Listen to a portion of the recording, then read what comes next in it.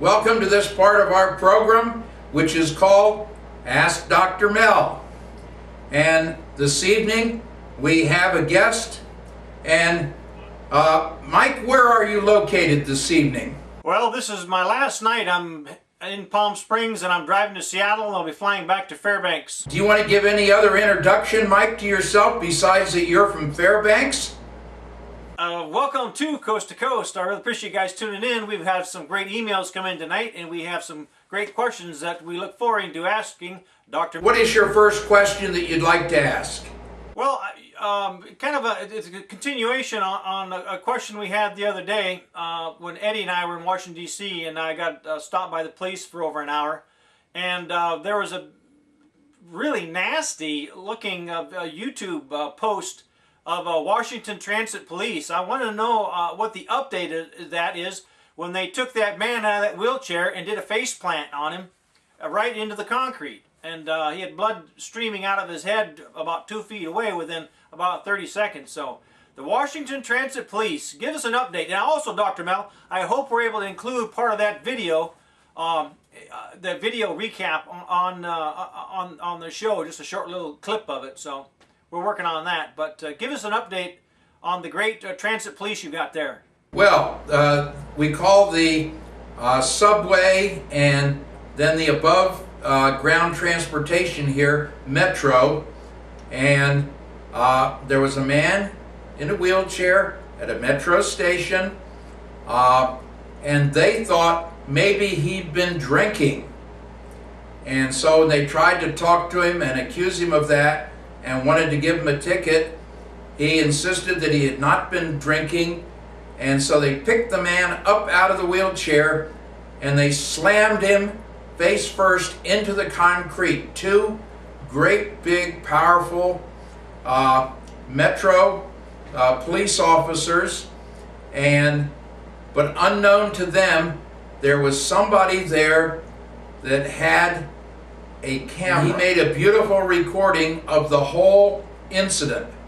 Now, in their official report, they said that the man in the wheelchair had been fighting them and that he stood up in the wheelchair and he pushed them to the ground. And that's part of what he was being charged with. And yet when you look at it, it's very, very obvious that they were the aggressors, that they caused the problem, and it's totally unacceptable. But there is still no excuse for the brutal actions that these two officers took in lifting a man out of his wheelchair and slamming him down. And yes, the part of the movie that I've seen now does show a significant trail of blood coming from the man's head. Right. Well, hopefully we'll. I know on occasion from previous conversations, private conversations that you and I have had, that perhaps on occasion you represent, besides being a doctor, you also have a law degree, but you represent certain individuals, in particular the ones that interest you, pro bono, on situations that are similar to this, maybe not exactly, but just give us an illustration, if you may choose, of an individual that you've helped. Well, I've had a number of cases, and I'm trying to protect, their privacy here. I'm trying to think of one that I could mention. I've had cases where people have been accused of things. I don't believe that they have done it, and you can have relatives that are mean and nasty and say things. The police go ahead, the prosecutors go ahead, and as the prosecutors say, I can convict a ham sandwich, because most of the time these people can't afford a lawyer, they don't know what's happening to them, and it's totally unfair. It almost seems like to me there might be a selected leaks almost perpetually. There's been a lot of that that's been done, and when it's been found that the leaks were not correct, then things are done. The great former senator from Alaska, he was convicted here in D.C. in what I thought was a put-up, And eventually that was proven, and I was glad to see Uncle Ted. They dropped the charges. They brought no more charges.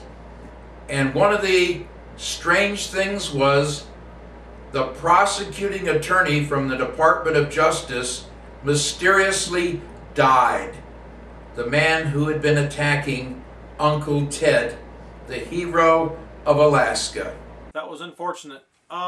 Listen, I've got there's another email I got out of the bag here, and their concerns was it seemed like there's a tremendous surge in natural disasters, both volcanoes and tornadoes and hurricanes and floods in the United States and across the world. What do you think are the causes of this? What do you give us your thoughts on that, Dr. Mel? Well, and you left out earthquakes in Haiti, earthquake off of Japan, and other happenings like that you have to add in. And certainly there are people that believe in that we're having dramatic climate change, and yet when you listen to it, the tornadoes are the worst they've been, we believe, since maybe the 1930s. Well, that's not unheard of, and we didn't have dramatic climate change back in the 1930s that we know about.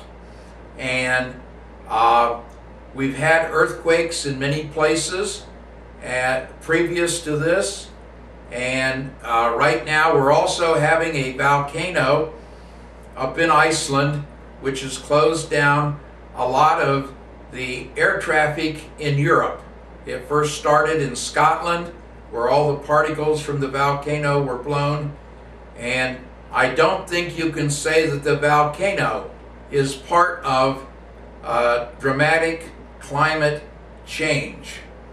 And part of it is the reporting that's being done, but you have to admit that when you look at our news coverage and you can see multiple twisters, okay, and you can see other things, it is very, very dramatic. And yet some of the same places being destroyed today in the United States were destroyed in the early half of the 19th century. Dr. Mel, there is some concern by some of our younger audience here in an email. If you could explain the difference between a stroke and an aneurysm and what causes it and in what age groups. Okay, and we're going to talk about the difference between a stroke and an aneurysm. Some people are born and their brain in the circulatory system has weak points that will occasionally break and bleed. And you can have minor bleedings, moderate bleedings, or serious bleedings from aneurysms, weak points in the circulatory system of the brain. And I've worked with a number of people who had aneurysms starting as a child. They had them occasionally through high school, in their 30s, and right into their 50s and 60s. And this can build up. Now, in many cases with aneurysms, the brain will repair itself. And so you can have an aneurysm, you're down. I've had people, for instance, the husband called me, oh, my wife is here. They put her in the corridor in the hospital on a gurney because we went to the emergency room and she had a serious aneurysm. And they put her in the hallway. And I said, well, they put her in the hallway because they're expecting her to die. If you want me to, I can take her from the local hospital. I can have her flown by helicopter to Georgetown, and I will arrange for a top neurosurgeon to see if he can help her. And the man said, well, please do. And so I've done that, had her flown by helicopter, had her put into surgery, and we were able to bring her back. But that didn't mean that she didn't continue to have some aneurysms because of the way her brain had been formed and small bleeds. But we gave her another 20 years of functional life. And right now she's in an assisted living facility She's mostly bedridden, and it finally caught up with her, and I don't think there's anything that we're going to be able to do for her at this point.